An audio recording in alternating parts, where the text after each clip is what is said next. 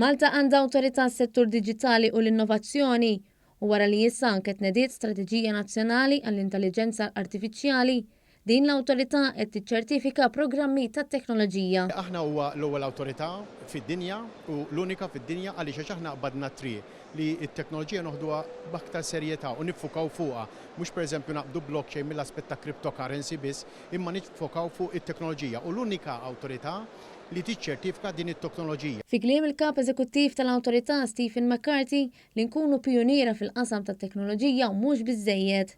Iżda rridu noffru serħan tal-moħħ liċ-ċittadini li jirċievi servizz mit-teknoloġija. Importanti għax in-nies li jużaw dit-teknoloġija li qed tiġi użata ħafna llum il-ġurnata li jinvestu l-flus fiha jew jużawha u anke jkun hemm ammont ta' flus involuti, iserħu moħħhom li dit-teknoloġija hija safe biex inti tuża. L-Awtorità Maltija t-Teknoloġija Diġitali u l-Innovazzjoni kienet ukoll preżenti waqt id-Delta Summit li ra n-numru tal-partiċipanti iktar milli jirdoppja mis-sena l-oħra l-hawn. Saħaq li bosta intraprendituri li qed jaraw niċċa f'Malta huma konxi wkoll li pajjiżna bena qafas regolat u b'saħħtu. Kulħadd jifhem din il-lingwa, kulħadd jaf x'qed jagħmel.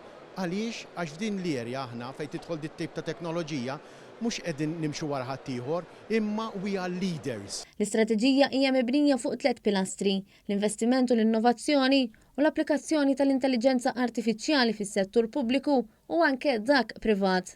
Dan f'kuntest li pajjiżna qed jieħu deċiżjonijiet kuraġġużi u jkun ambizzjuż fl-attitudni tiegħu lejn is-settur tal-innovazzjoni diġitali.